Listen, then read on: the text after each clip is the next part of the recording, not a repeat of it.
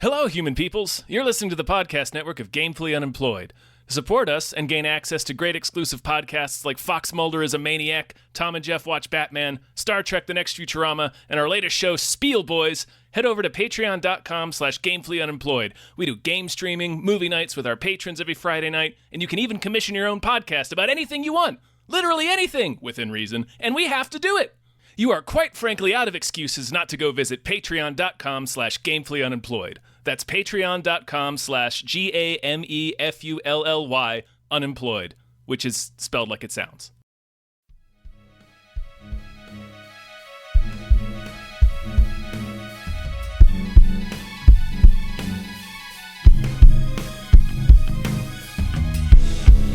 Hypecast mit Tom Reimann und David Bell.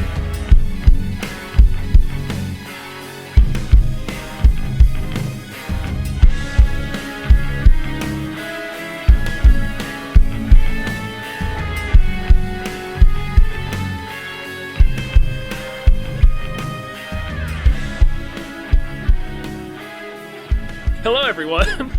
Hi! Welcome to another episode of Hypecast! New Year Hypecast! Woo! 2023! It's got a 3. It's the, what the fuck, how do we introduce the show? It's the show where we get hyped about stuff and things. I'm your co-host, Tom Ryman. I forgot too. I'm your co-host, David Bell. Oh shit, I'm supposed to talk. I'm here. I'm Abe, the guest. Abe! Oh, Yes, Abe! quick draw Abe. First hype guest of 2023. Hypecast! Save the How first you guys for feeling the this year? best. Yeah, you know. Dave, I'm not gonna lie. It's gonna be my year. Yeah, baby. Yeah, there's Things are going great for me right now. woo! Hype. Here's what I'll say. Is 3, I think, is a fantastic number alone. I think when it ends other numbers, I don't know why, it really bothers me. Is this like some Was that, astrology? we weren't that's talking about the What's actual going- aesthetic of the number, That's a were we? strange thing to say, Dave. Yeah, I don't that's know. Weird, Dave. I don't know how else to put it. Mhm. Like 2022, that feels So like you're right. you're okay with 3, but like 13, nope.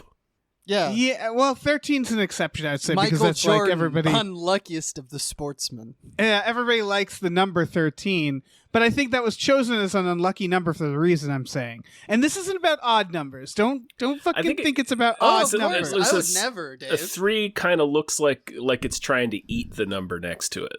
That's true. Yeah, Nom, nom, it nom. feels incomplete. Or it looks like an ass. It looks like a ass. Sexy Looks like ass. my ass. Yeah. And it should be shitting something out, and there's nothing next to it for it to shit out. Shitting, All that's right? true. It could be inversely shitting. I mean, you don't Yeah. have to think of an ass shitting. It could be doesn't it have could be to. front shit, like it's front shitting out. The 13 would Front be poop, yeah. front Mhm. pooping a 1. Oh, the one is to be pooped. yes, It's the pre-shit. right. Yeah, it's cooking up. That's right. That's why it's I'm glad unlucky. we figured this out. Yeah. Yeah. You guys Because are... number 1 means you. Like, I'm number 1, and it's going to shit out number 1. That's why 13 is unlucky. Yeah, that's why you don't trust it. You can't trust Oh. it. Mhm. Yeah, Yeah. it doesn't make any more sense to me. It's Yeah. that's This just is science. all nonsense. That's just science. I Yeah. don't know what to tell you, man. Well, I guess I'm a Speaking of- science denier. So Yeah. Speaking of that, happy Friday the 13th. Yeah. Oh, when yeah. this comes out. if you Oh, if yeah. you celebrate, if you observe, Yeah. It's almost like we planned that, and yet we didn't. we absolutely didn't. No. Nice. But this is, in fact, the day of Jason Voorhees. It's his birthday? It's his birthday. All hail Voorhees. All day long. Yes. In his name, amen. hmm Keep him in your heart. keep him in your- deep in there. In Yeah. your black heart. Yep. Okay. So, couple things. Yeah. New Year. Mhm. We've been gone for a little bit, so we have too many trailers. This is going to be all trailers. Mhm. It's an oops all trailers episode. Yeah.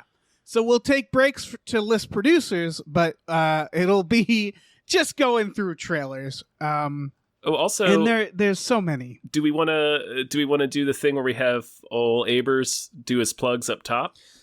Yeah, Abe, give us some plugs up top. Oh, yeah, up top. And I'll make it quick because we got trailers to talk about. We do. I'm Yeah. Abe Epperson again. I'm your guest. And if you like what you're about to hear in the next hour or so, you can find me over at patreon.com/smallbeans. We have many podcasts very much like this network that you're listening to right now. We're awesome. And we're also making a movie called Papa Bear. So you should look into that and see if it's something you might be interested in getting involved in, because we need people to help us. We need your help. Anyway, that's like it. grips and camera people. Yeah, and money. I mean, money is the best. Right, the money. The money part. Yeah, Ideally, the if you're money part. gripping money, that's the kind of grip. Then yes, please. Yeah, thank you. everybody check it out. If you haven't already, and if you're extremely rich, please give them your money. Yeah. Talk to us. We'll talk Yeah. to you. It'll be cool. One other order of business.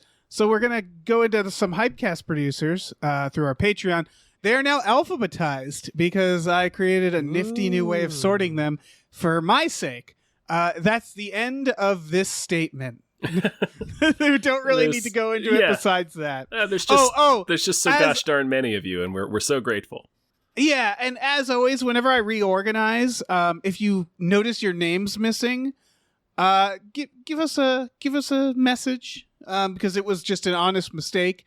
If you're in this tier and your name's missing, because I had to reorganize everything. So when you do a little house cleaning, sometimes you drop a human in along the way. Sometimes you lose a person under the daybed. Exactly. So let us begin. Yeah. Hype. Activate. And since it's alphabetical, we begin with our symbols. Big thank you to @NerdNumbers. Woo. Did you know that was an @ symbol this whole time, folks? Big thank you to Zero Charisma. Thank you to Aaron Burser. Thank you so much. Thank you to AJ. Thank you.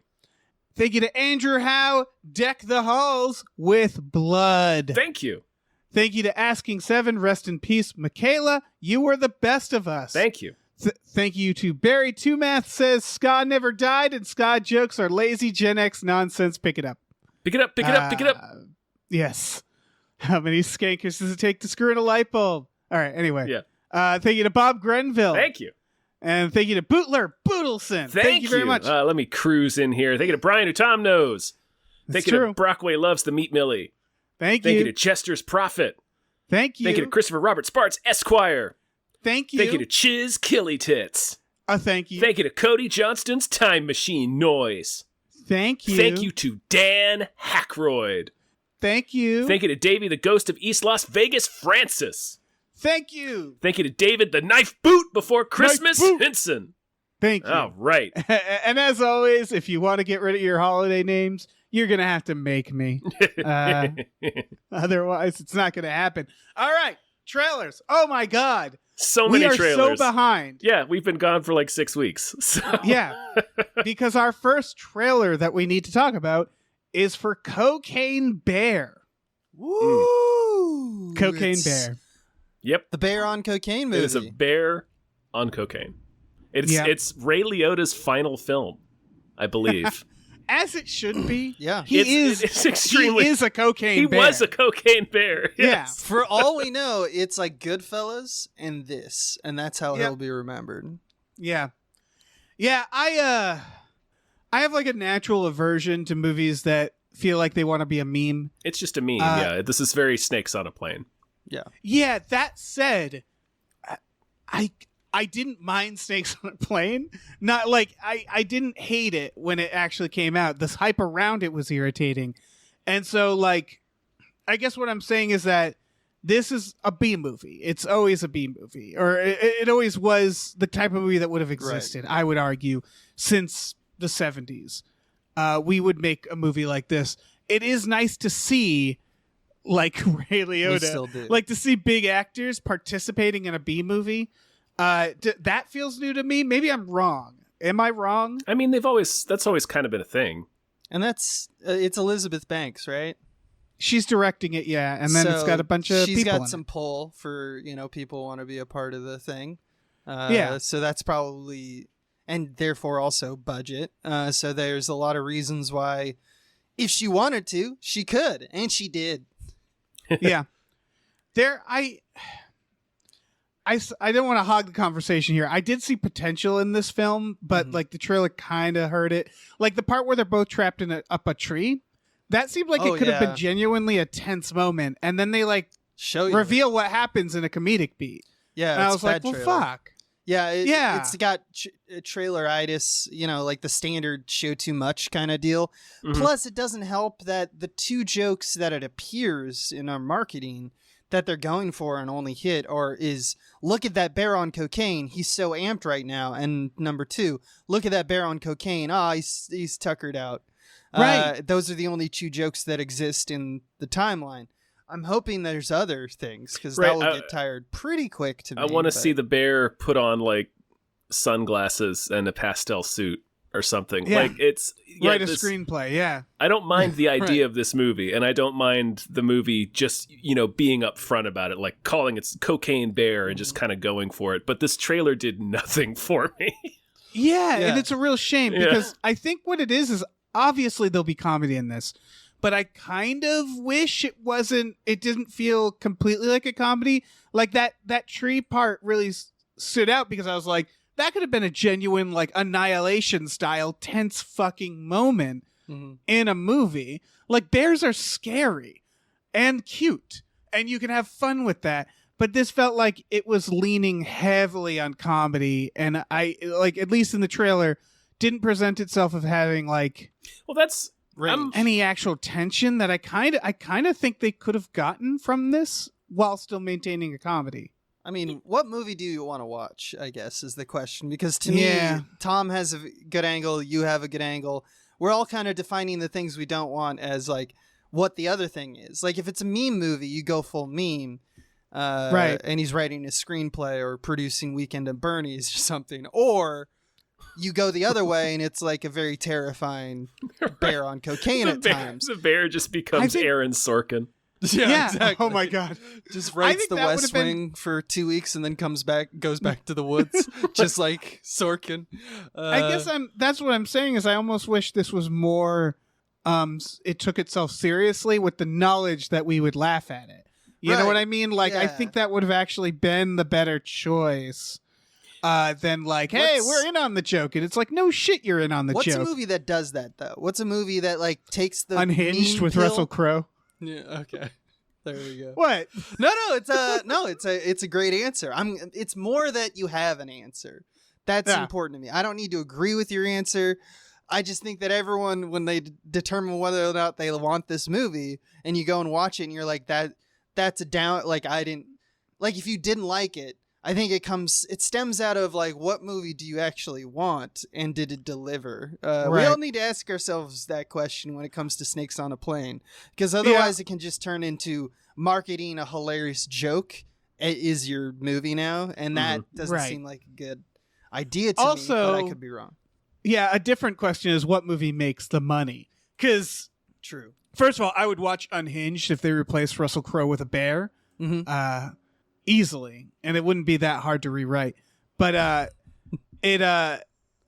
don't know. My point being that this version probably makes the most sense financially, right? It makes the most sense. This is the one more people are going to see, because now it's going to look and feel like a normal movie with a plot that is not like, I don't know.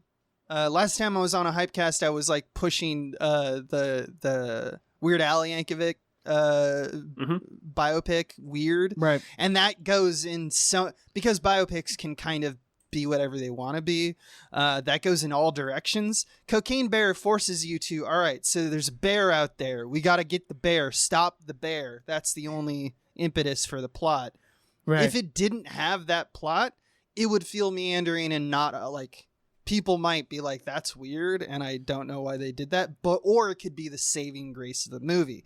They chose to go with it's funny jokes. Cocaine Bear's hilarious as a concept, but ultimately we're watching like a horror movie with a bear.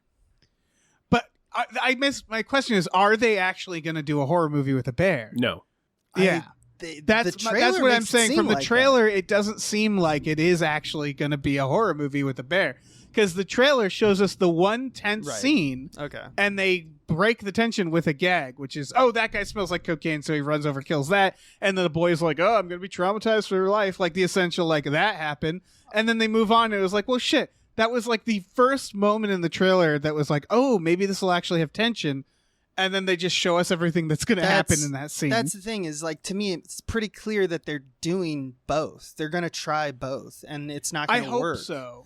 Really? Because I think that that's the failure of what you're saying. I think that, like, the fact that they're going to play it straight as a horror movie and then just break it and go, oh, but also he's and then reminder that he's on cocaine. Stop to make wisecracks. Yeah.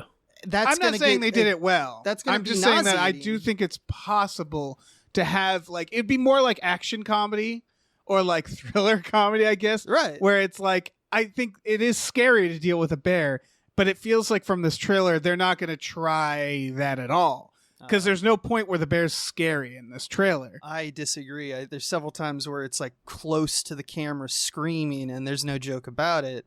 But Yeah. I may be wrong. I just really think that they were trying to play it. They are doing tongue-in-cheek things. Like the last shot of the trailer is the bear jumping in like an insane way to try to catch a van. And it's like seemingly impossible, and it does the slow motion action or like superhero movie kind of like, oh, he's gonna reach kind of thing. So they're definitely doing jokes that are like, look at the shot, it's ridiculous. But there's times in the trailer where it's like, oh, that's a terrifying bear. And I really think I guess it's not gonna help him out, honestly. comparing it to Snakes on the Plane makes it really, like, works in my head, because in Snakes on the Plane, the snakes are technically scary, but they're not that scary. You know what I mean? Where it's like, this is, yes, you're right, a bear is scary in a scene, but like, this isn't Annihilation again. This isn't The Revenant. Like, it's not going to be like these really intense situations. Right. And also, I don't. Go ahead. Oh, I'm just like, I wish there actually could be, or some genuinely, going back to the trees, it was like those two trees being like, what a clever setup. And then they sort of joke their way out of it. And it was like, man, I wish they actually had to like think of a way to get out of that situation. Yeah, I just was going to point out that Snakes on a Plane was also reverse engineered into being a meme movie, which is part of why the snakes are actually not treated as a joke in the movie, and there's like some horror movie beats in it, because the movie was playing it straight initially, and then it became a meme, and then they did some reshoots to sort of lean into that more. Whereas this, like, this from conception was a meme movie. Yeah. Right. Well, we'll see. So we'll see. On Yeah. streaming. I don't know. Yeah. Let's move all right. on. Well, next trailer. Oh my goodness, we haven't talked about this yet. Indiana Jones and the Dial of Destiny. Oh, just want to start and I just want to start and say, no matter what you think of this movie, I think that's a bad title. I guess. I just think it's a bad title. That's all. They're That's all, all I have to say. They're all bad. They're all titles. bad. We're just used to them now. You know? Yeah, Exactly. that's true. But Yeah. like Temple of Doom, I'm like, I know what a Temple of Doom is. Raiders of the Lost Ark, I'm like, I can I don't picture know, that. man. Last Crusade, I'm like, I get it. Dial of Destiny is Well, they're like, all what is that? What are they describing? they're all supposed to be adventure serial. That's Right. what they're Yeah, supposed to be echoing. exactly. So they have that sort of tone to them, I guess. So Yeah, I weird don't really. gravitas. Yeah. Yeah, and Look, it's I'm not. and it's always pointing out Yeah. some weird artifact or some mysterious The destination. spear of Yeah, so it's like, this always is like bullshit. whatever. Yeah, so Yeah. I some guess. trinket or some like plot, A dial. nefarious plot. Yeah, dial. A dial Dial of this destiny time, makes me of think of destiny. like, yeah, there's like some, I don't know, there's like some hourglass out there that he's gonna like grab. I don't know. I don't know, some kind of A dial. dial of some kind. I want to be the first to say that in our trailer kind of like the landscape of trailers, this is a good trailer because it Yeah. doesn't tell you too much. You're just watching things you'd expect from an Indiana Jones movie. So it's like, here are receipts. The only thing I didn't like, because to me it spoils the joke, but I do understand what Dave was saying about that last beat. the last bit where basically what it is, if you watch the trailer, is he does an awesome whip thing, Indiana Jones, and then everyone pulls out their gun and he tries to intimidate him again, and they just start shooting at him. To me, that's a reversal of the joke we've seen so many times in Indiana Jones, which is whip versus gun, sword versus gun, etc. And to me, I'm like, you just wasted the joke. So I'm like, just cut that off and it's a perfect trailer. But I understand that trailers have to smash to title and then have like have a little button. Yeah, I think I'll argue in favor of including that beat just a little bit, because I feel like they wanted to let us know that it was still Indiana Jones, because it's still fun. Notably, Steven Spielberg and George Lucas are not involved with this movie. It's being directed by James Mangold, and I forget who wrote it. But I don't know. So I guess they just wanted to reassure people that it's still gonna feel like Indiana Jones. He's still gonna do Indiana Jones things, like get in way over his head. Yeah. And a lot of that has to do with Harrison Ford. Yeah. Because like that moment could be in any movie, but what makes it Indiana Jones to me is his expression. The way he plays it. Moments. Yeah, exactly. Yeah. Yeah. I'm so on the fence about this personally. Part of me is just like, they should have probably stopped at 3, because I haven't enjoyed one since 3. Mm-hmm. And as I put in the notes, this really feels like it's the prequels versus Force Awakens, which is, should a movie be made by the original creator or should it be made by the fans? The fans might feel like the original creator, as we see in the prequels, has more fun with it in a way that people might not necessarily like. Crystal Skull is made by Spielberg, and Spielberg's like, yeah, have some CGI monkeys in there. It's fucking fine. He's also older, He's also, for whatever reason, Crystal Skull, I would argue, is less violent or less brutal. It's less, it's less still bloody. Pretty brutal. It's less bloody, but there's some brutal he's shit. moved on to other stuff, and he feels like, I created all that stuff, so I'll just keep doing the thing I've done. But now that I've changed, it's fine. It also feels like a lot of leftover ideas, if that makes sense, where it's like, oh yeah, let's do this nuke thing. That's funny. Like where it's just and Spielberg has every right to, like, it feels like it's Spielberg just like, I made the first 3 ones. Those are the ones. Now I'm just having fun. Whereas there's the other way with it, which is like Ghostbusters Afterlife, where everything has reverence, even a Twinkie. And so like that was like this ending beat, which I liked, did make me think of that, where it's like, oh, they're doing it because that's the joke. Right. And is it just going to be a bunch of references? Is it not going to create anything new? It's definitely or add to it because it's made by a filmmaker who's trying to honor the originals. Well, again, I'll argue in favor of that beat. That beat's not a repeat. Like that's in tone. Temple of Doom repeats it as well. Like that's. Well, I'm saying this beat in this trailer is not the same joke, so it's not like it's not repeating something. It's just doing something that feels very Indiana Jones, but it's not like just doing the sword gun gag again. Right, but as Abe's alluding to, it's like again, Temple of Doom did it too. They keep calling back to the joke. They're obsessed with the joke because it was such a good moment in Raiders. Mm-hmm. Again, and I think you're right, Tom, which is that it doesn't feel. It like I said, that just reminded me of this idea. Mm-hmm. I'm not saying it is a symptom of it. And I guess here's my feeling on any new Indiana Jones that comes out is we have the first 3 movies exist. They're untouchable. So honestly, they can keep making these and I don't care. It's fine.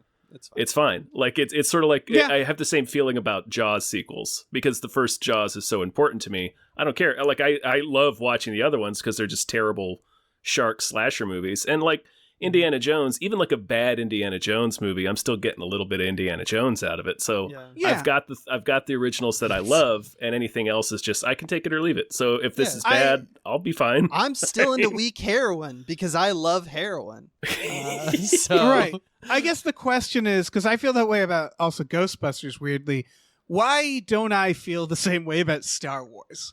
Like, that's the weird stuff where it's like, I think I know the answer, which is that Indiana Jones is almost like fundamentally designed to be a serial where it's just every new adventure. So it doesn't take away. Whereas Star Wars is like a continuation of a story. I think that's what it is. I think it's because it feels like lore as opposed to the B serial, which doesn't intentionally take itself seriously from the jump. You know, Yeah. there's a canon quality to Star Wars that is beloved. It's a part of the DNA of what makes it great. Is that good versus evil story?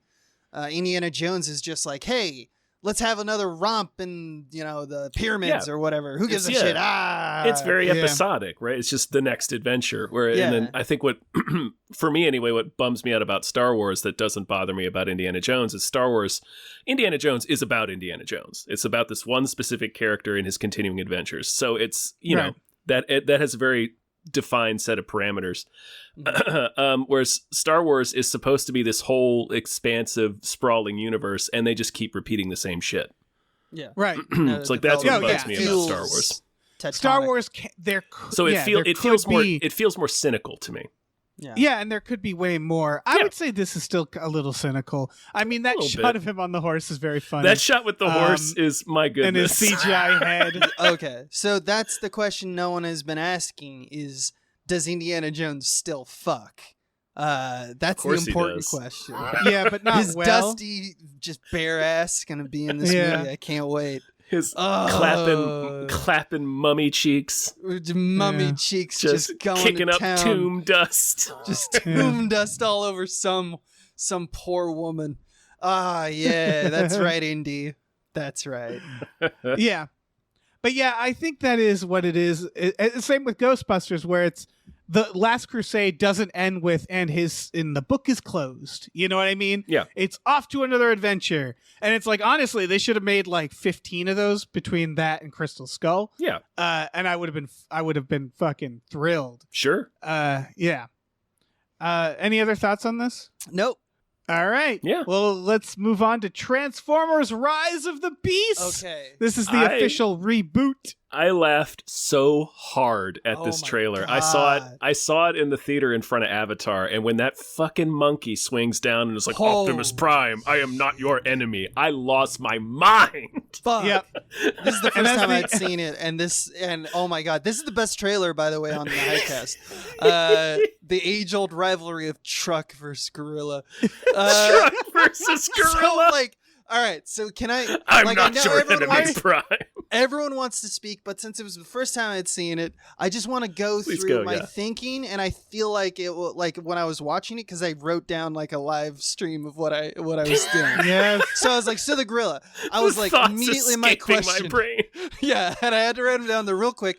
So my immediate question was so the gorilla. So Transformers turn into cars. So I assume that he does as well, or does he also turn into man? And then there's a cheetah. The gorilla. And I have answers to that. The trailer does answer this, but it's just the cheetah's then introduced. And I was like, wait, is the cheetah the car form? Or is he also a car?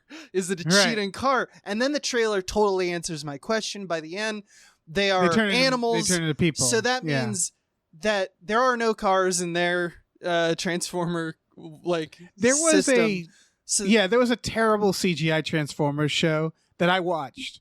That explained this as well. The Beast Wars, I want to say. Beast Wars is what it's based on. Care. But it does imply that animals are closer to cars than we are to animals, which I think is great. That is so great. Because of a gorilla turning into a man who's just slightly different. I love that you're thinking of it that way. And even the robot man is barely different from the robot gorilla. That's the least amazing transformation in this. It's the least. And they play it up. Anyway, I don't need to speak anymore. That was just... That's how I had to compute the information because this trailer fucking rules. It's that Transformer he's wearing a costume, basically. It's not really that mind-blowing of a transformation. His pecs turn into slightly different pecs. Slightly smaller pecs. I think I'm gonna have a lot of fun with this. Is the director of Creed 2.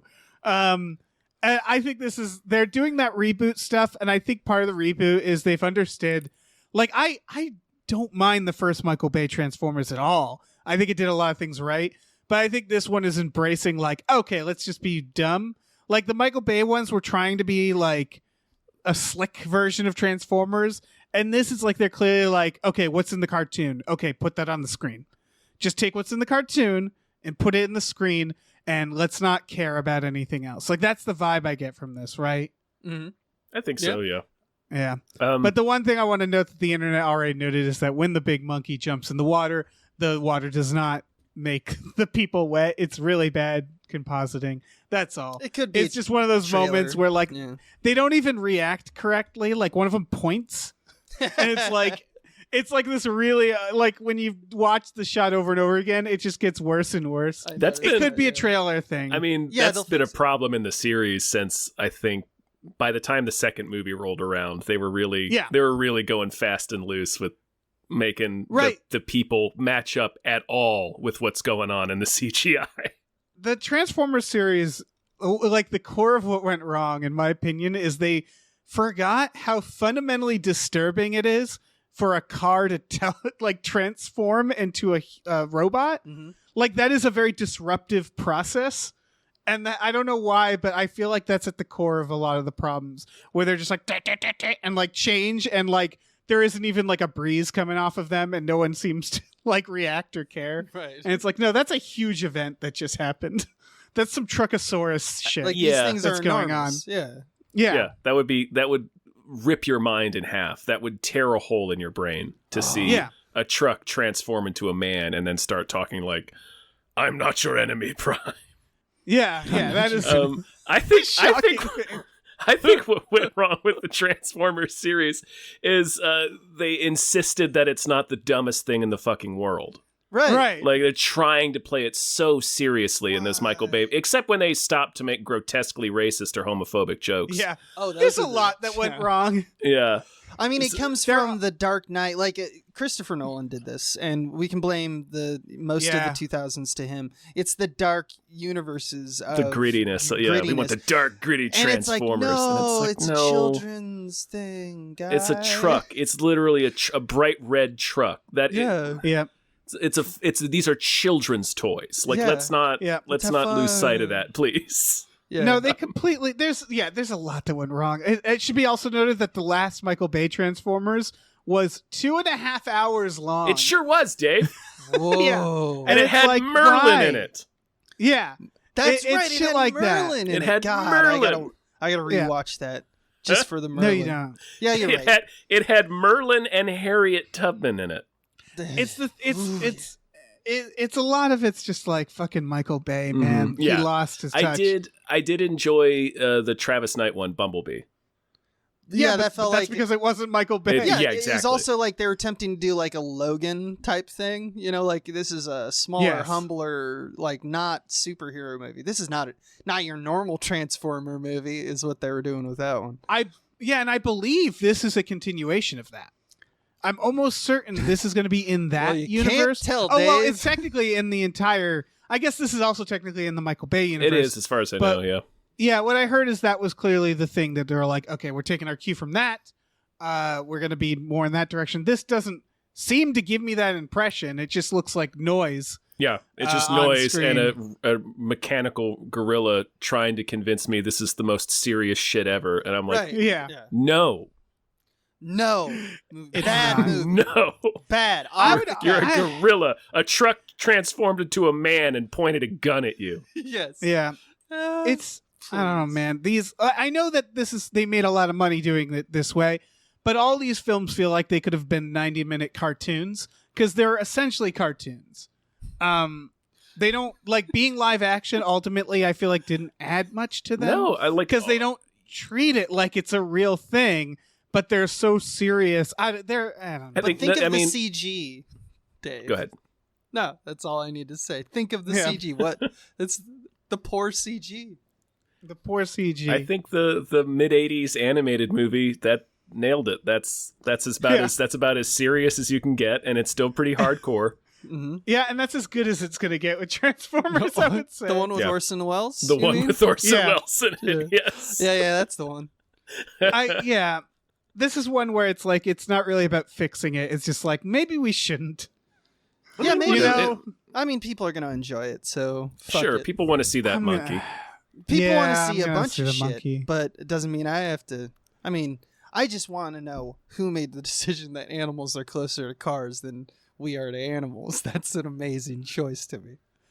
It's going to be I think it's going to do very well because I think it's going to be like a Snapple, where like you don't have a Snapple for a while, or a Charleston Chew, and then you have one, and you're like, yeah, that's how I remember it. Oh. But you buy it because you haven't like we haven't had a Transformers, Mm-hmm. and people are going to be like, oh yeah, Transformers. And they watch it and be like, right, Transformers. That's why. You got Yeah. you got a complex situation with Snapple, man. I did not know that. Sorry, No, I haven't had a Snapple in a while. that's fair. I just didn't know it. Yeah. Yeah, There you go. the fucking monkey. The fucking monkey, man. Yeah. Yeah. Let's move on. All right. My God. Next one is 65, as in 65 million years ago. Yep. This is Adam Driver fighting Yep. dinosaurs. Crash landing Adam- on an alien planet loaded with dinosaurs. And buddy, I couldn't be more excited. This is, I can't we've been saying for years, I think, on this show, how come no other movies do dinosaurs outside of the Jurassic Park franchise? It's leaving money on the table. And Yeah. these brave filmmakers, these So heroes, Saluting right now. Salute the movie. Yeah. what if we just had Adam Driver shoot at a bunch of dinosaurs?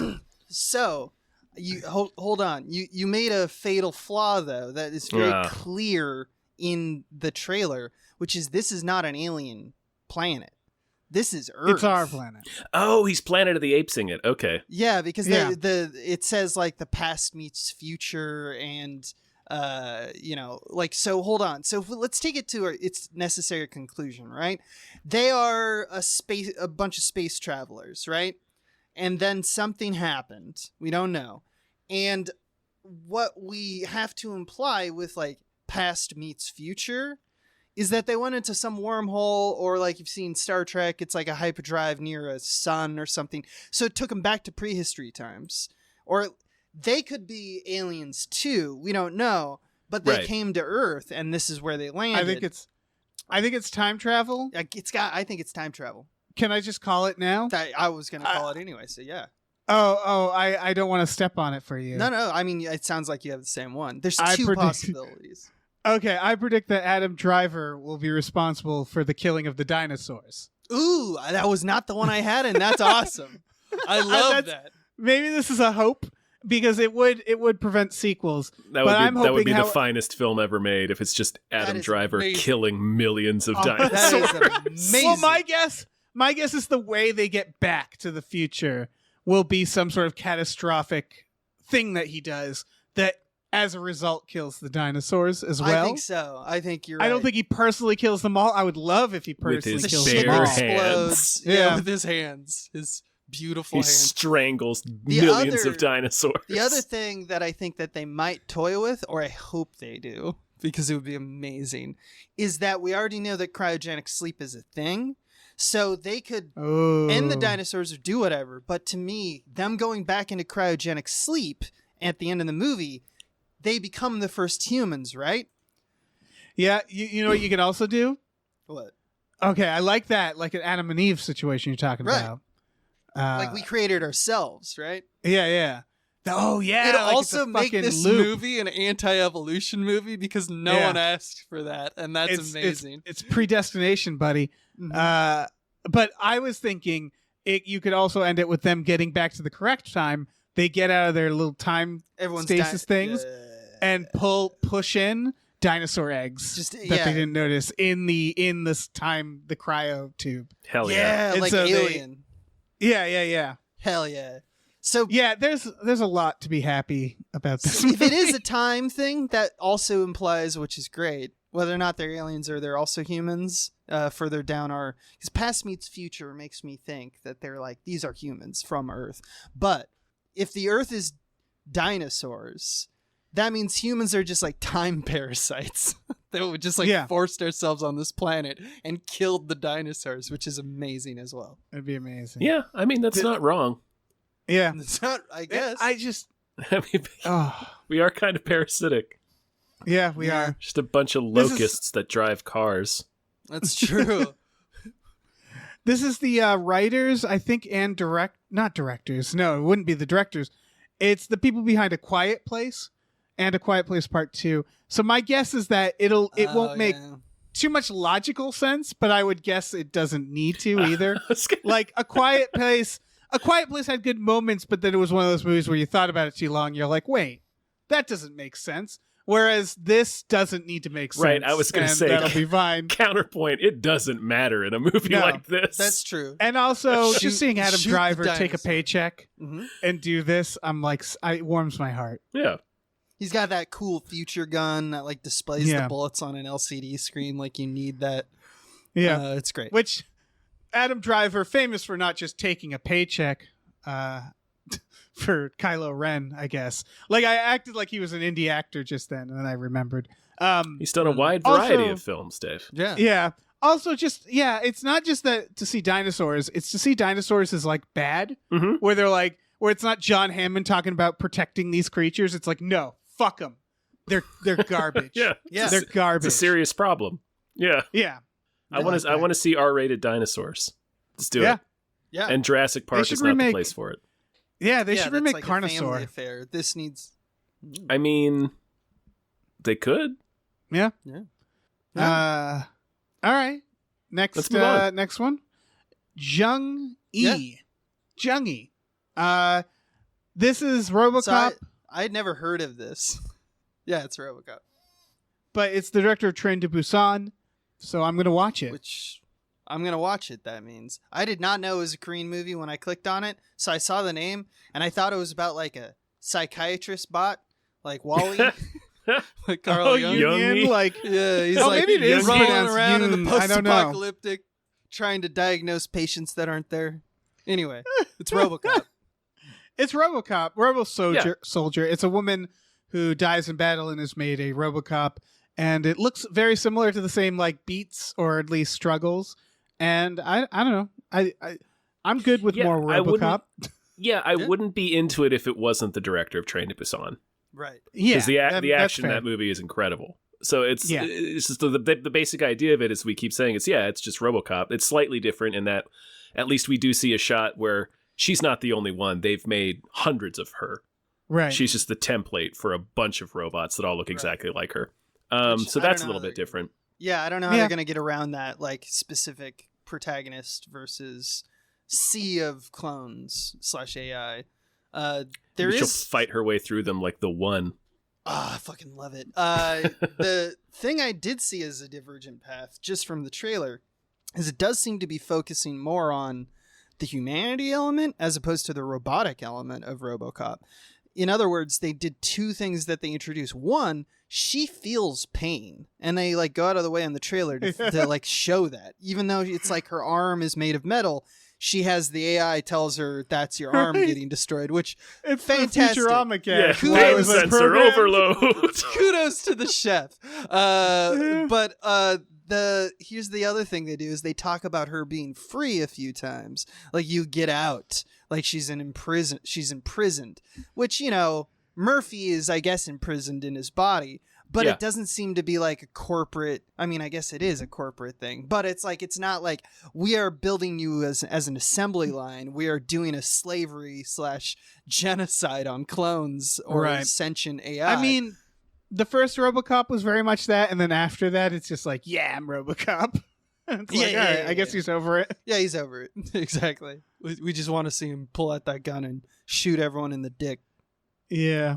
But Yeah, we so we'll do. see. This does seem to have like it's trying to update it or give it some, you know, it's not just a RoboCop. She's not out there just seeking justice every day. Yeah. She wants to get back to her kid, you know. Yeah.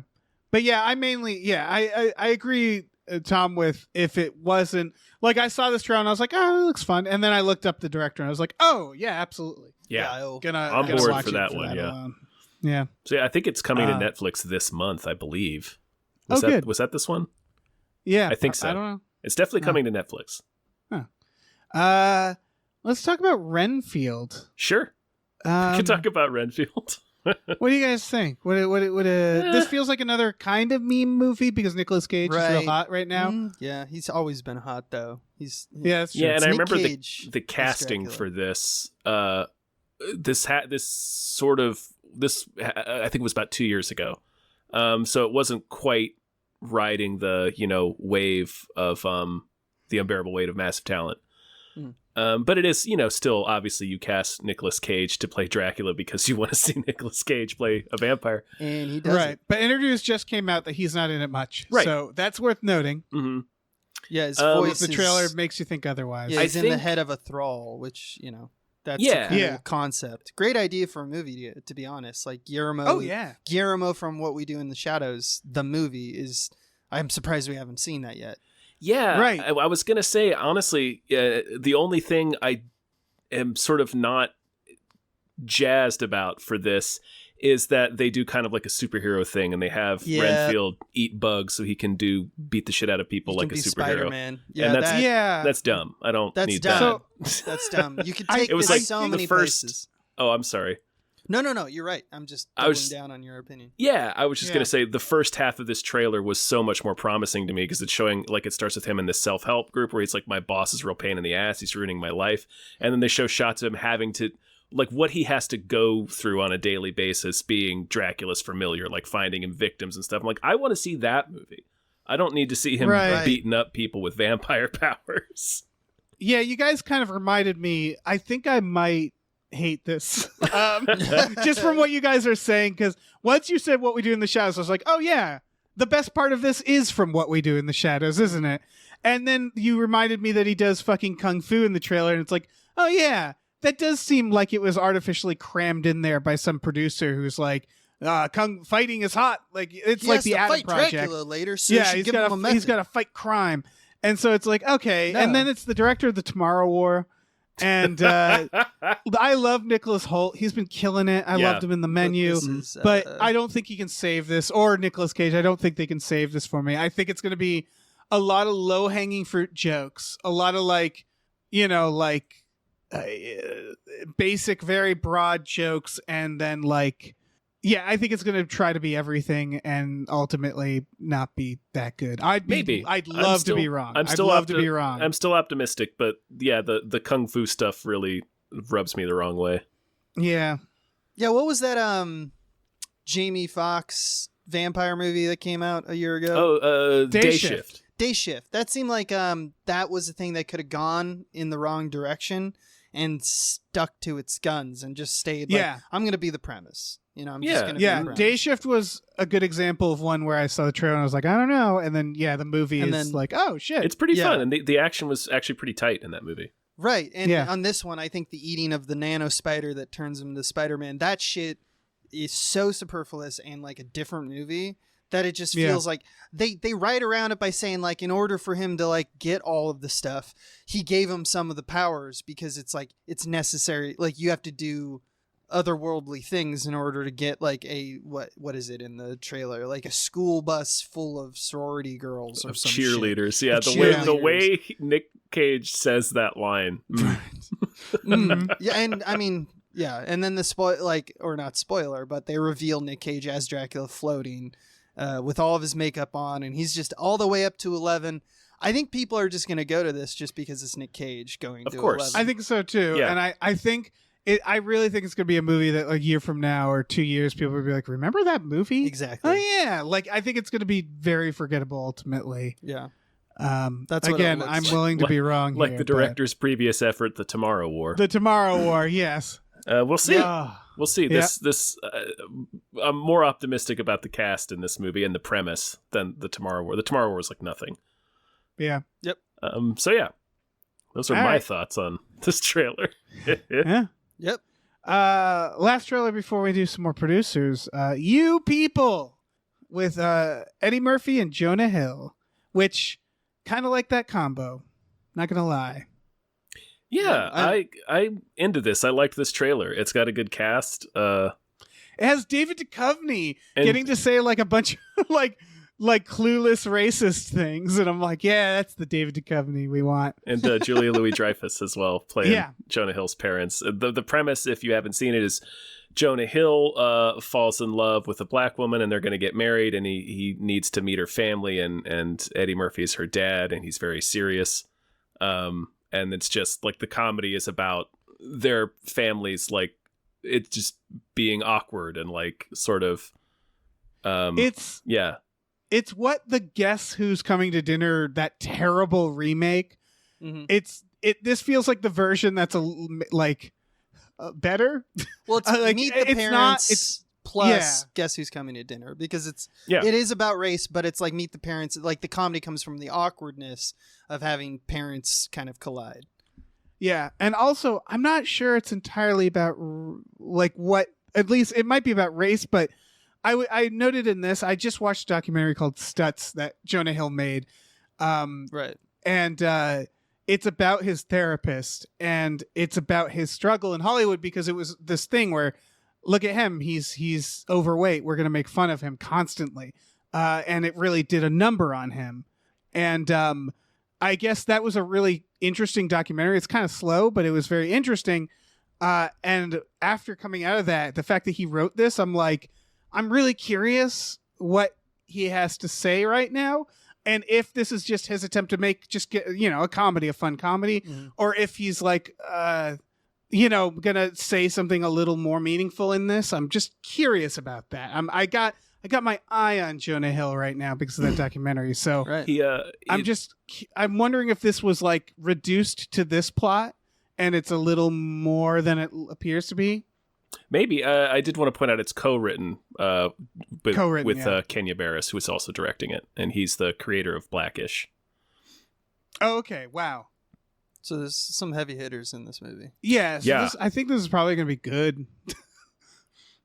And also David Duchovny. I can't stress David Duchovny enough in this trailer. It's tough to tell with these types of comedies because they really do kind of like on like terms of like the trailers, it is true about comedies that they do like the lowest hanging fruit kind of jokes early to try to get as many people excited about, like to try to essentially get like the highest number, like biggest quadrant of jokes. But there could be something there. This trailer alone makes me go, wah, wah. But at the same time, that doesn't mean it's all it has to offer. So right. I'm keeping my eye. Yeah, again, it's very focused on he's from a Jewish family, she's from a black family, and they clash.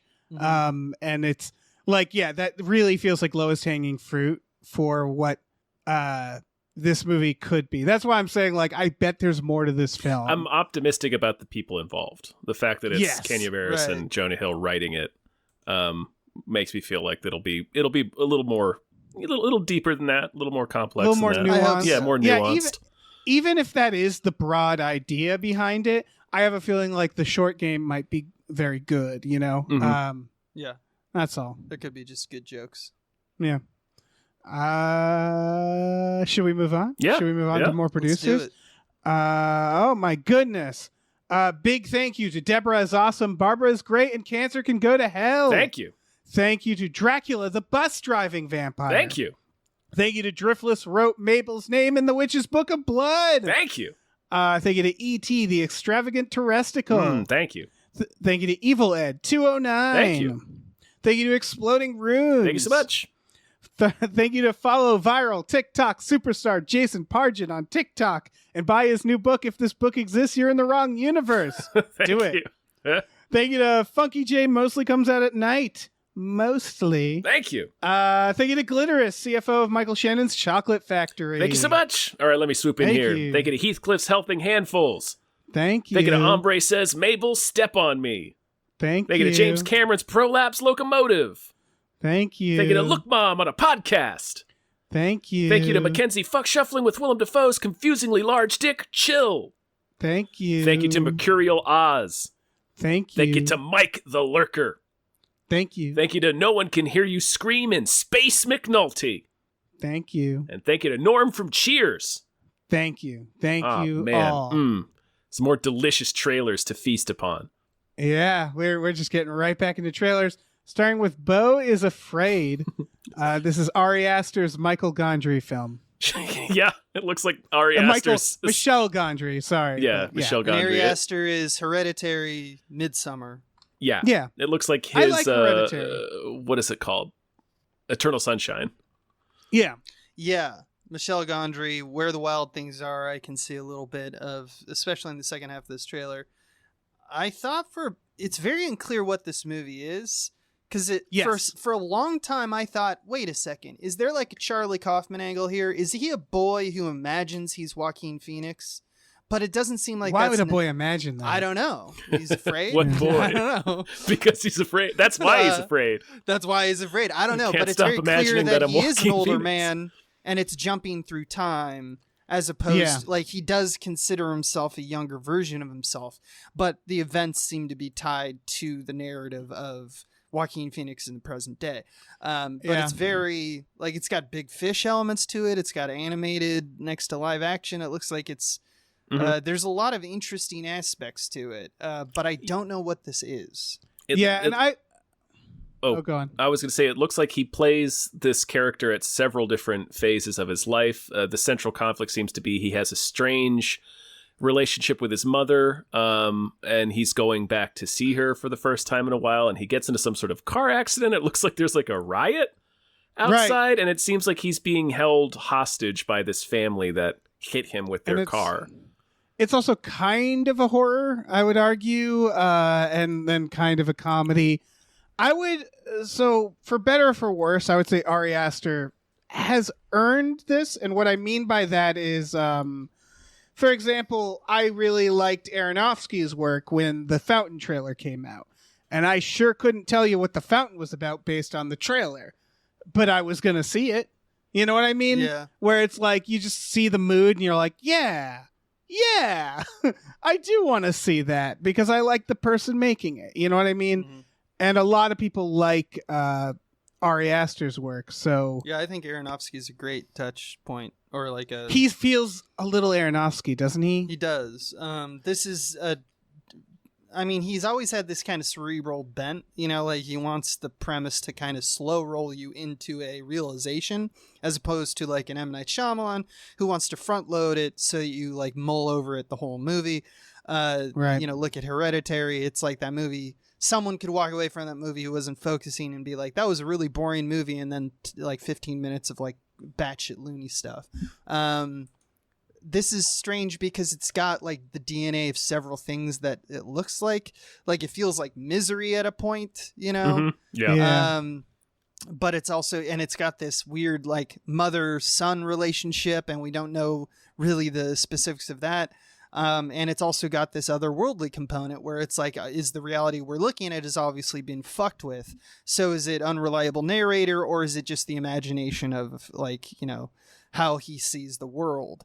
We don't know these answers, so we don't know if they really heavily influence the narrative, or it's just a way in which we kind of navigate it, kind of like Where the Wild Things Are, where it's kind of just like, oh, it's just the boy's interpretation of the events. It's not like fucking with the narrative at all. It's just, you know, how he chose to show it.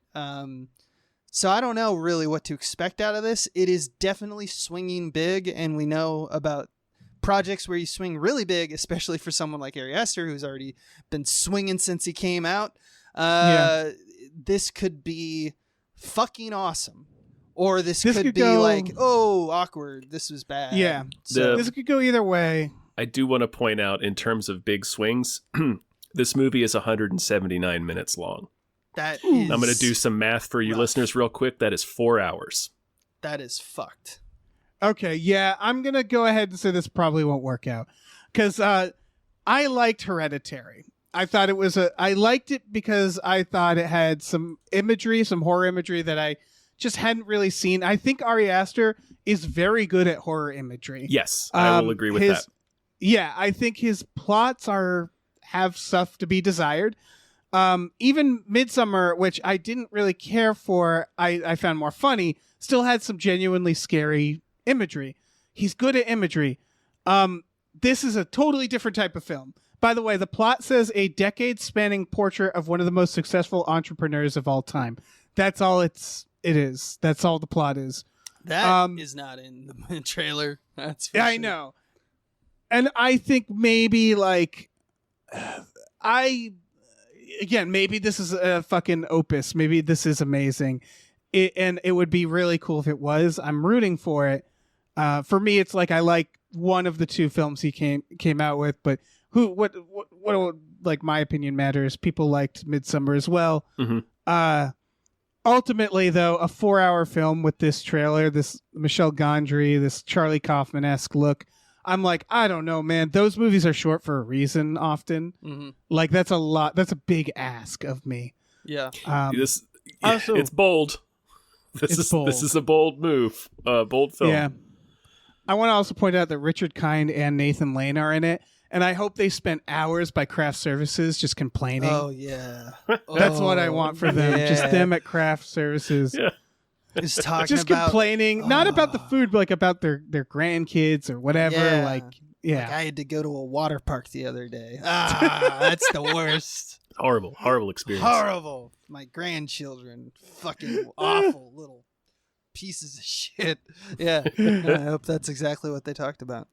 Any other thoughts on this? Because this is kind of a big trailer. I was gonna say like, I do agree with you. I'm not a fan of Ari Aster thus far. I do agree that he's very good at imagery, and there's stuff in Hereditary and in Midsummer that I will never forget. This looks interesting. Like, it's all the different techniques and surrealism he's using that we see in the trailer does look like interesting and well done. So I hope it's good, but man, 4 hours is a long fucking 4 time. hours. On paper, this is hell for you, Tom. On paper. Yep. Hey, you didn't like Hereditary or Midsummer? Well, how about 4 hours of this? Mm-hmm.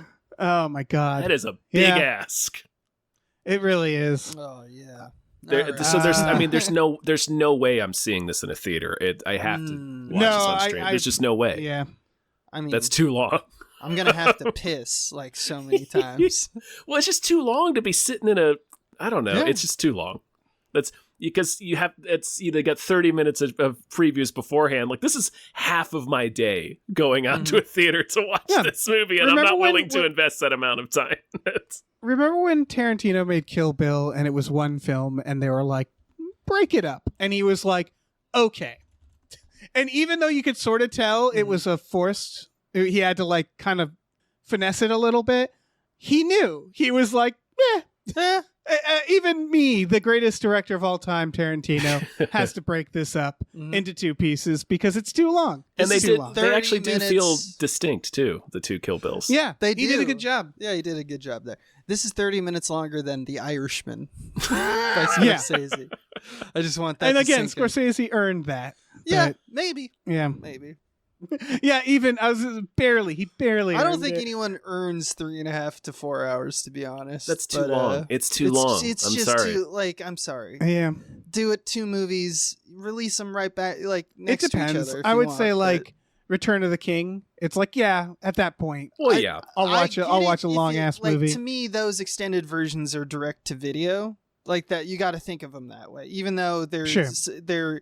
Because I mean the theatrical version was still very long at the time. It was. It's about 3 hours. But when we start reaching the extended cut versions, it's like they were designed for you to be in a blanket in your house watching. Yeah, cozied up, watching it like TV. Yeah, they're gorgeous, gorgeous films. Yeah. I love them. Love them so much. Let's do them again. Let's remake them. Yeah, fuck it. Fuck it. Speaking of doing things again. Scream 6. Oh my Lord. I thought this trailer was very good. What did you guys think? It's a teaser for the record. It's okay. I mean, it's okay. It's just they're on a train and Ghostface is creeping towards them. I mean, it's fine. Right. Yeah, okay. Maybe I'm like they're doing the thing.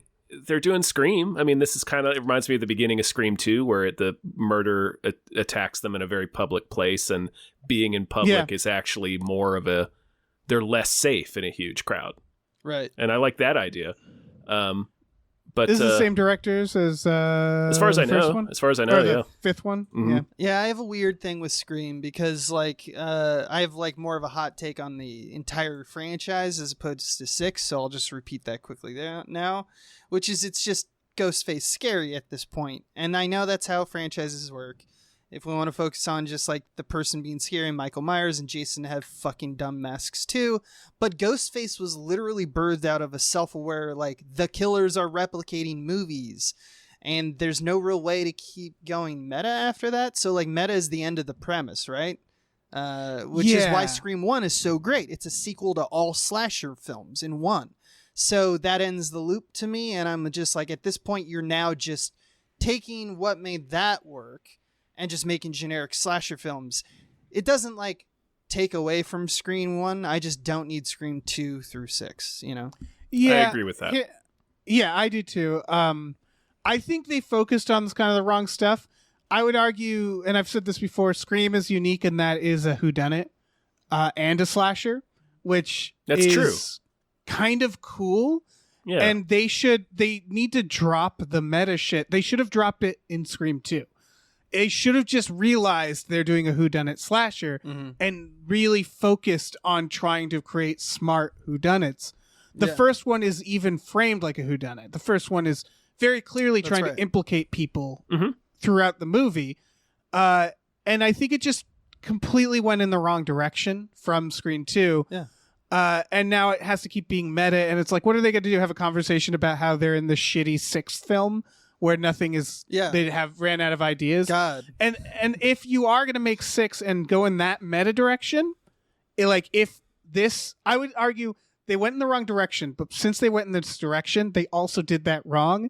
Ghostface should be a zombie at this point. They should just go full Jason then. Yeah, if you exactly. If you're going to do the meta 6 horror movie and we're not going to make them whodunits, just then make them stupider. But they're not doing that. Do you guys remember in X-Men Apocalypse? There's barely the kids walk out of Return of the Jedi. Because that's what's in the theater at the point. And they say, well, the third one's always the worst of the franchise. Oh my god! The joke is that they're in the third one and it's the worst. Yeah, well, they're making a joke about X3 or the Last Stand or whatever. But it's But the idea that it's like we got to get more meta, we have to go deeper, is not the impulse when you do meta shit. I'm not saying meta shit shouldn't be done. It's obviously postmodernism is a part of who we are as a culture. You thank the Simpsons for that, but I'm just saying, like, you don't just redo it. You don't just keep doing it. It's not going to be necessarily good every time. It kind of gets nauseating. A safe rule: if you're a producer or writer or anybody in charge of what characters say in a movie, if you ever consider a moment where a character says out loud how dumb the movie is that they're in, don't do it. Just maybe don't do the movie, but like also just don't do the line. Yeah. Especially if you're a franchise. Yeah.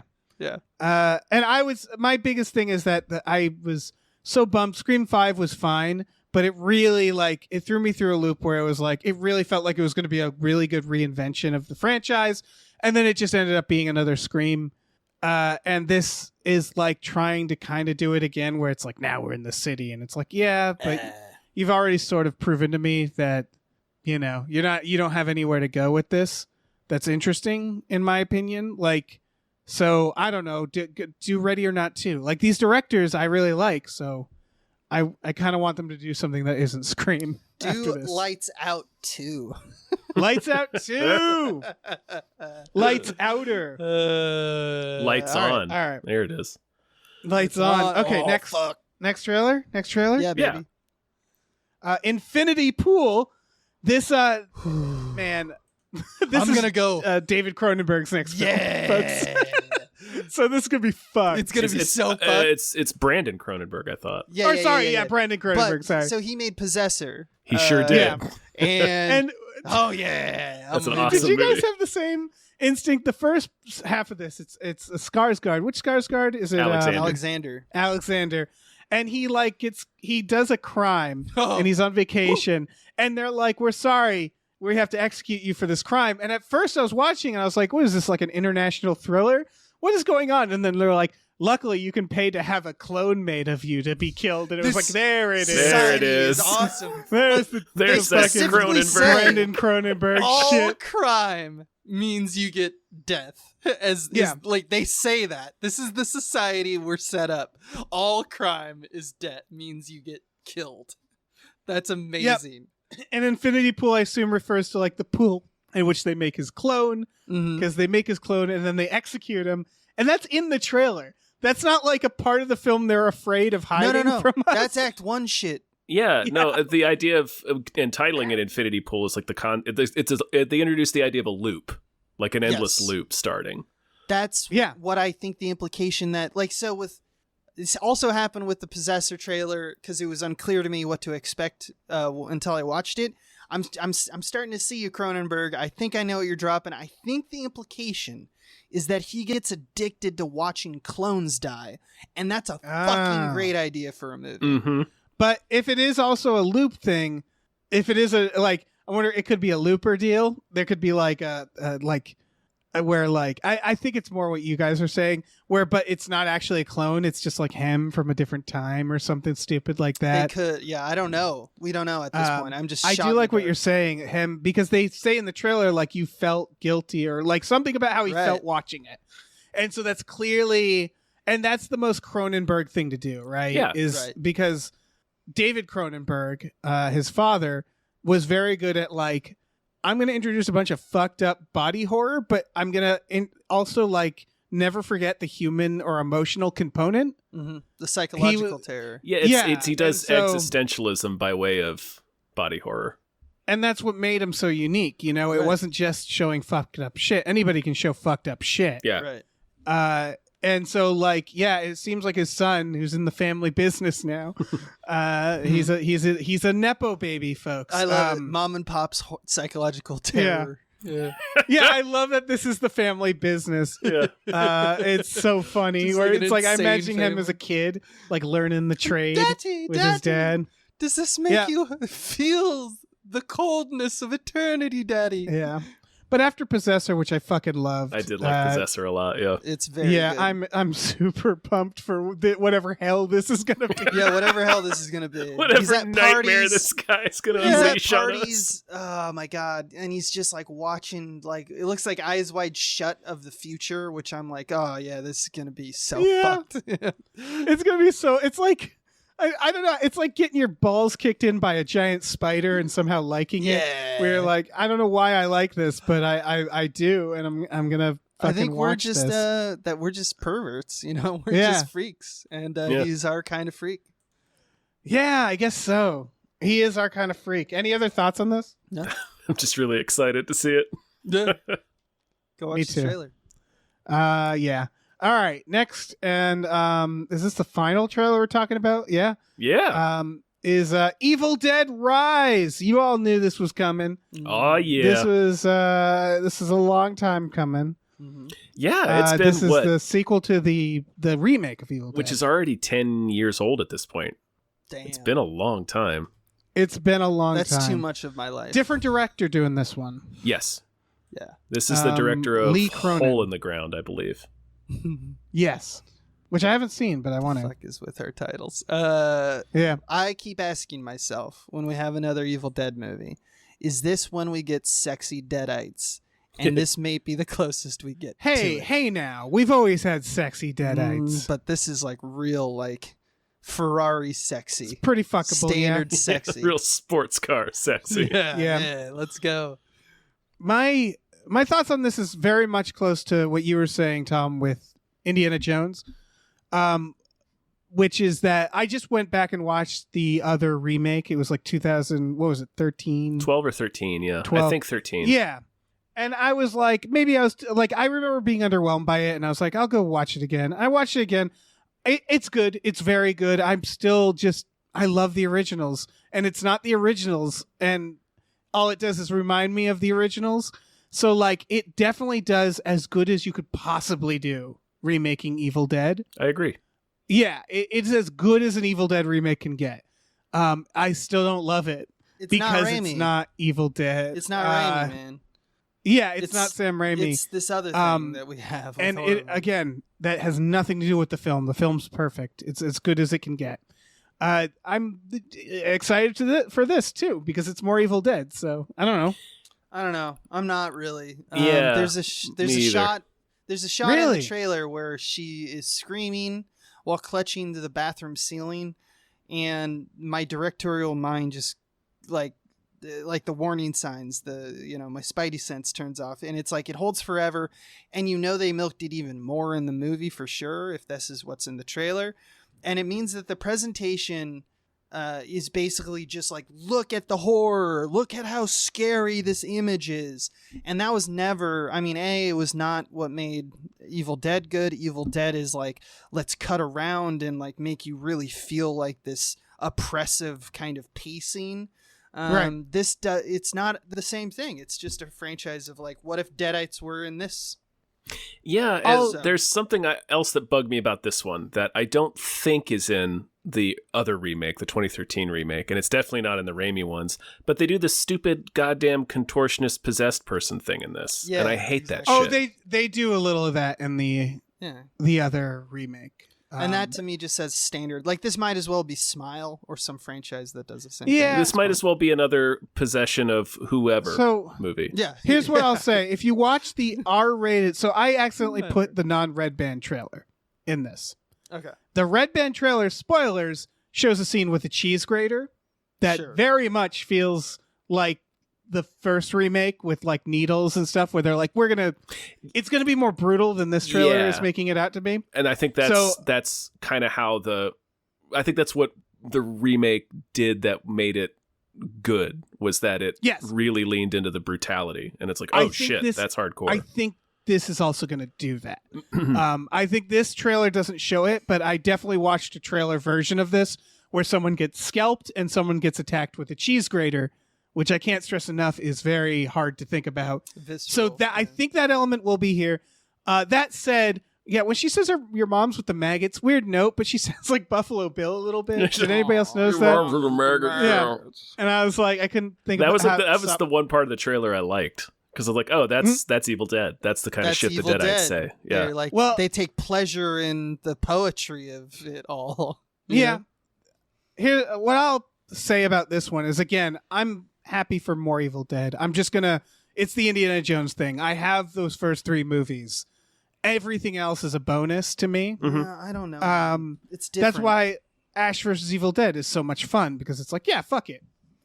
It is, but it's different. The DNA of these movies has altered so significantly. That's not true necessarily of like Indiana Jones, which, it's had missteps. Crystal Skull is definitely not as good as any of the other 3, but like it's still operating with the same kind of blueprint and plan.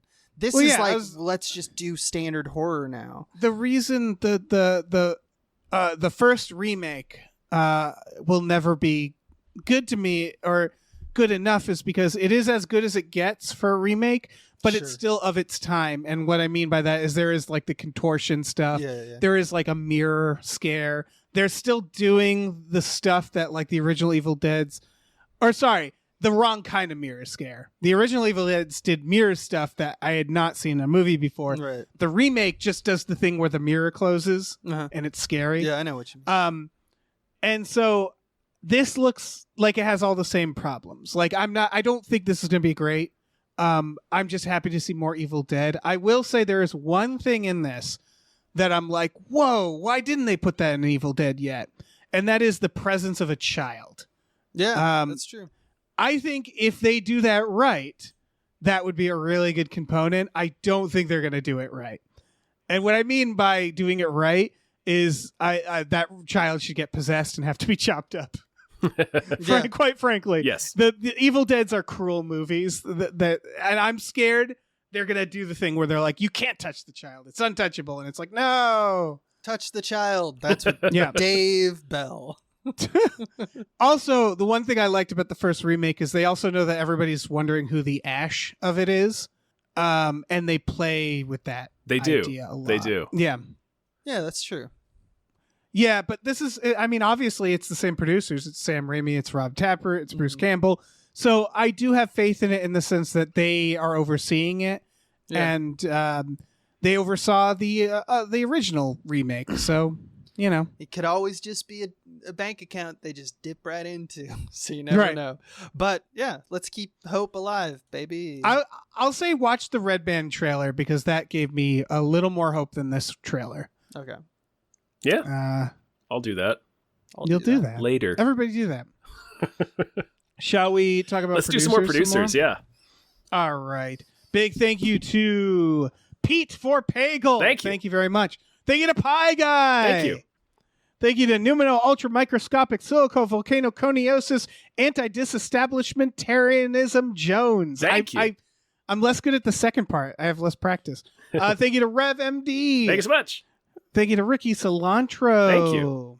Thank you to Rosemary's Baby from Eraserhead. Thank you. Thank you to Screaming Horse New Year's Baby. Thank you so much. Thank you to Snapper Car, Punches God in the Dick. Sure does. Thank you to Steven. Thank you. Thank you to the conveniently placed self-destruct button on the top of every baby's head. Thank you. All right, let me leap in here. Thank you to the Ghost of Dave. Ghosts are already spooky, but I forgot about Halloween Thomas. Thank you. Thank you to the Midnight Patron, what patrons at midnight.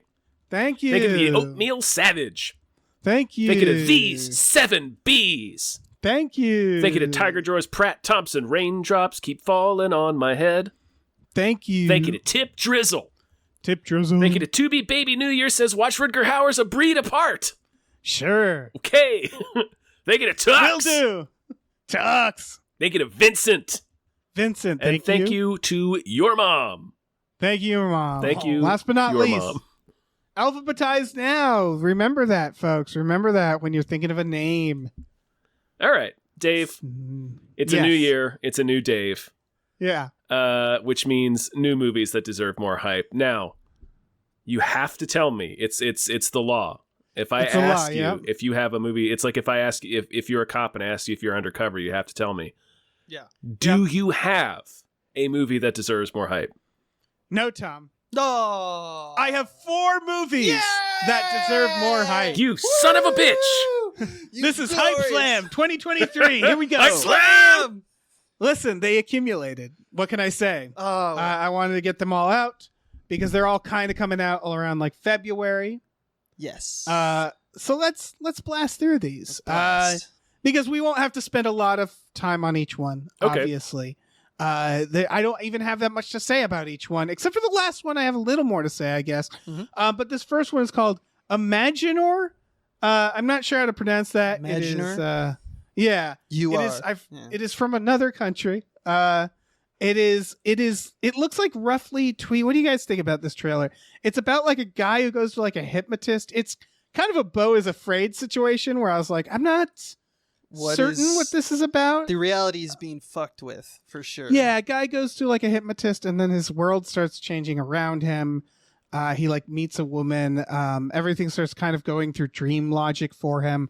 And I think there's a question of like how much of it was the hypnotherapist and how much is reality. hmm What do you guys think about this? Yeah, it's definitely a non-linear story. Like, you get the Yeah. feeling that the past is meshing with imagination, with real events. So we're not really sure until the end what really happened when. And that is a very hard thing to do. And to me, looking at the trailer, it's like one of those impossible trailer things to do. Like it seems like the movie's trying to do so much. What is the trailer going to really pitch to you, because it's got so much going on for it. But the mere fact that it's on people's radar means it's at least success. It's at least succeeds somewhat, and that to me is like, all right, you got my attention. Yeah, it looks interesting. Also, I looked it up. It is Malaysian. It is a Malaysian film. Thank Malaysian, you. Yeah, I yeah. didn't want to just throw out a country. Right. Thank you for looking that up. This is coming out in February 23rd. For people who are wondering, I think it's coming on VOD. It's popping up in like festivals right now. Yeah. And people seem interested. It's in got it. a little bit of buzz behind it. Yeah. So, and it's an interesting trailer. It is. Also, in its favor, it's 90 minutes as opposed to Beau is Afraid. Woo! That's So what much I'm better. talking about. So much better. So much better. Imaginer. Imaginer. Yeah. The next one is called Daughter. This comes out on the 10th. That is, on the 10th of February, I should note, because it's currently January. This is about a young woman who's kidnapped into a family who claim that she is their new daughter. She's obviously not happy about that fact and trying to get out of it.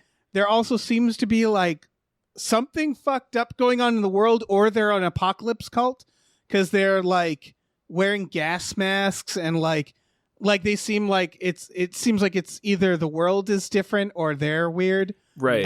But the key part is the father is played by Casper Van Dien. It sure is. Yeah. Starship And like a Troopers gritty- fame. Yeah. Yeah. That's Johnny Rico, folks, from Starship Troopers. What I wrote down on my notes was new daughter dropped. Yeah. I was thinking, is this a sequel to the Danzig song? Right. That was my gag. Yeah, it's got it has a little bit of like 10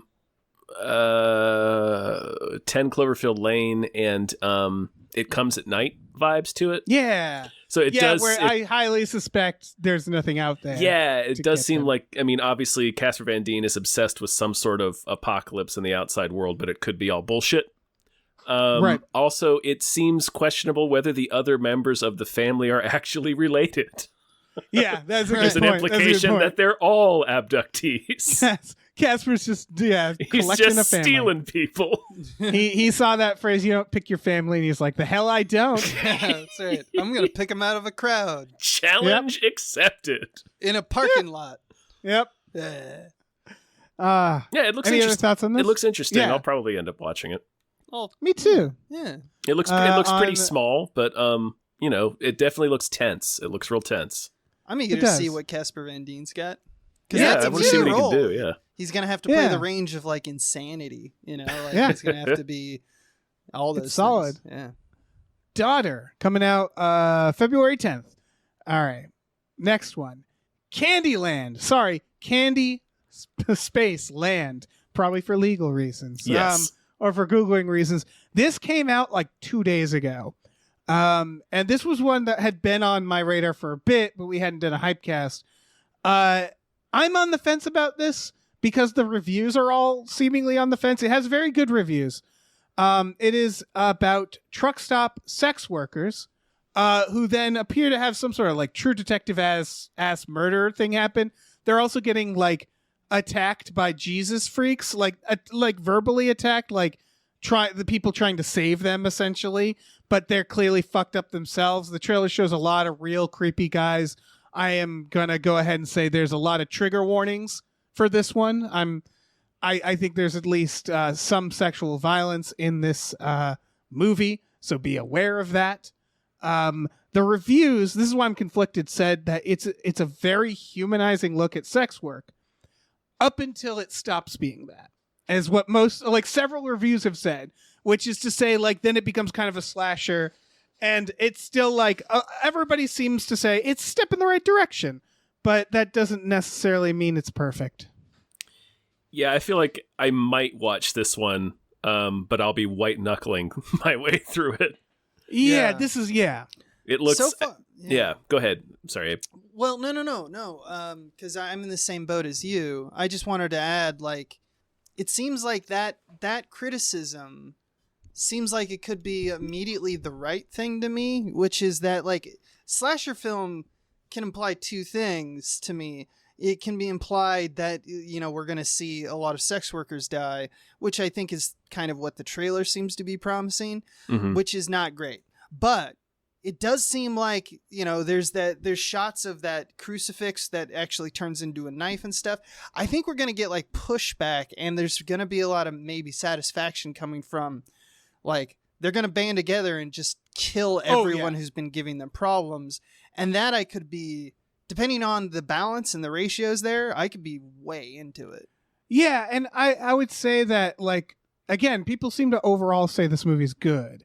Like, when the reviews these are positive reviews, still saying, like, yeah, I mean, all that said, it's and so, like, I do think ultimately this is going to be a very fascinating movie. It's probably going to be exactly what you say, Abe, where it's like, it's not going to end with them all, getting murdered or anything, but it looks like it's going to be pretty fucked up is the best way of putting it. Yeah, it looks like there's going to be a little exploitation in there, but Yeah. at the there's gonna be a same lot of time, darkness. it's a movie about people who are often treated as being disposable, and it seems to be Right.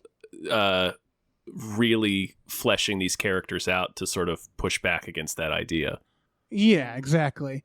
So I think its heart's in the right place. Again, I haven't seen it, so I can't give a definitive, critique on it, other to say that all the trigger warnings here. Also, Billy Baldwin is in there as a sheriff. Yeah, they thought they could hide Billy Baldwin, but they couldn't. And he is, without a doubt, in my mind, the final boss. That is very clear. Without a doubt, the billiest Baldwin. Yeah, he's Yeah. a sheriff who's like got, questionable ethics, and he seems like a friend at the beginning. Yeah, he gonna die. Yeah, I can see Billy Baldwin dying for sure. Okay, final film.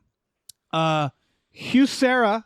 I think I'm saying that right. I think that's it's Spanish, and I'm probably fucking it right up. The Bone Woman, which terrible title. This is coming out February 16th of this year. This has so many good reviews. It's not like perfect, but it's at a 97% with 37 reviews. It is about a woman who is super pregnant, who clearly is not that into children, and she's clearly been like socially trapped and religiously trapped into this situation. And then she's like cracking her knuckles, which according to reviews is like this really visceral sound design in it. Oh, yeah. And her bones seemingly start breaking. And she starts getting either followed or haunted by some sort of it's really hard to tell, some sort of entity that's being compared to an ultrasound photo. So it's clearly like what there's, it's a elevated Faceless, horror in the sense that it's about pregnancy and the expectations of motherhood. It's directed and co-written by a woman, if that helps. And it's clearly about pregnancy. And it looks really fucking, I don't know, weird and fucked up. I don't think it's going to be, the reviews seem to say it's not that violent, which is surprising watching this trailer because it seems to imply that. This trailer is extremely intense. Yeah, It really is. I love this trailer. Yeah, this is a really good trailer. It had me Is it already extremely- uneasy, and it's just a fucking trailer, and it's the bone cracking sound design. It's so very effective, and they play with it, and I'm really looking forward to that element of the movie. And Yeah. the theme is right up my alley. Like, I'm big into movies with this. Yeah. Well, I'm big into the theme. Like, okay, so have you guys seen She Dies Tomorrow? Yeah, I love She Dies That Tomorrow. also has Yes. it's a movie kind of about how motherhood displaces the previous identity of women, which I think is a pretty fucking interesting theme, to be honest. And there's not enough films about that. And this looks like it's going to dip into that, or at least it does seem to be like there's so many things that they set up. Like, she's into she's into having a child. She's very supportive. She's building like a crib or something like that. She's like working on these, but she's like an active participant in her life, and so many elements of her life, including, just like her identity, about like what she's going to be doing day to day, all the way down to like sex seems to be less great. Because like the husband is like loving, but also like, I'm worried about hurting the baby and stuff. And she's just like, God damn it. Just what the fuck? I didn't turn into a new person just because I have someone inside of me. And I think that's something that isn't broadcast enough. Yeah, no, at one point, I guess her workshop gets taken away from her, I assume to be a nursery. It's about this like loss of identity and the idea that like, oh no, you're a mother now. That's what you are. Yeah. It is something that very clearly in this country, at least, doesn't get thought about enough. Nope. And if it did, maybe this country would be a little better about this shit. Yeah. Which is that, having a baby, even if you want to have a baby, is this tremendous fucking sacrifice. Yeah. And it doesn't have to be as much of a sacrifice as society makes it, right? There's a stigma. Yeah, and this movie is clearly about that. And it also just looks really well made. Huesera, if you want to Google it, not based off my fucking butchering of it. The Bone Woman. Don't just type in Bone Women, because that'll be something entirely different. Or you could do that. You'll just get skeletons, right? That's what you'll get there. Yeah, that's you'll what just you'll get a bunch get, of skeleton ladies. Okay. Yeah. But yeah, great trailer. Instant dread. So Yes. just immediate. Like, oh, something's going to happen and I don't want it to. Yeah. Ooh, I don't want it. Yeah. I'm super curious about it, based off, again, reviews saying it's not that violent, although I don't know what their version of They what might be violence... saying, they might mean bloody. Yeah, they might mean... Because this trailer to me was violent. Yeah, there's some bone Yeah. breaks. Yeah. And there's definitely reviews vary. I'll say the RogerEbert.com poll quote is a poignant look at the fear of becoming a bad mother. I'm like, I don't know if it's a bad mother. I think it's just a mother. A mother, yeah, that's what the trailer Yeah. seems to be suggesting. Yeah. Yeah, so it just seems like it just looks like a very interesting look she at that. becomes haunted. It's not something she's doing. after She's not being a like, oh, I'm child. scared I'll be bad at it. I think Like- it's like, It's your fault for being haunted. That's yeah, Roger Ebert .com is saying. yes, not Roger Ebert, Yeah. the man. It's immortal That's right. spirit. His Yeah, that'd be spirit. incredible. Guys, I think that's it. I think we've done it. That's a sewed. Holy Booyah. shit! We just. I want to say it's like an hour and a half in, but there were Yeah. so many. We We killed it. We really killed did. it, guys. We did something here today. We've We really had did longer something. episodes with like 10 trailers. I know. So I know. yeah, That's what you get with a guest like Abe Epperson. He's Yeah. all business, baby. business Abe. That's Business what we call Abe. him. Business Abe. That's Quick right. draw business Abe. I'd have to say that you said the Bone Woman and Transformers are my top picks of the day. Yeah, Yeah. that's fair. It's hard to that gorilla, man. That gorilla. Man. Yeah, That's hard to top. Yeah, yeah. Hard Holy to top. fuck. Well, thank you so much for being on the show, Abe. Hey, man. Thank you, Abe. It was a pleasure. It's always a You- pleasure with you two. You want to book in Thanks. this with another pitch? Yeah, I'll keep it quick. Or plug rather. Yeah. Patreon.com/smallbeans. Check us out. We do a lot of stuff with these guys. If you're not sure, if you've heard of the Star Trek: The Next Futurama or Spiel Boys, you've only watched or listened rather to half the episodes. You got to mosey on over to Small Beans and catch the other half. So if that's news to you, check us out. At least try us on for a month and see if you like what you see. That's it. Cool. Yeah. Super cool. Yeah. Super cool, baby. Yeah, baby. Listen, we have a Patreon too, Patreon.com/gamefully, GAMEFULOY, unemployed. You go on there, you get a lot of stuff we do with the small beans, like Star Trek: The Next Futurama and Spiel Boys, joint podcast between them. We also have exclusive podcasts like Tom and Jeff Watch Batman and Fox Mulder's a Maniac. We also watch movies with our patrons every Friday night. That is the night this comes out, so check it out. It's great. You'll have a great time. Do it. We also Yeah. have a store. Head over to GameFitEmployed.com where you can find a link to our Teespring store where we have all kinds of cool original artwork and designs you can get on t-shirts, mugs, stickers, posters, all kinds of slop. So Slop slap it. your peepers onto that site. Slappy, Yeah. If you want. sloppy peepers. Yeah. Yeah. All right, let's be done. Bye. Bye.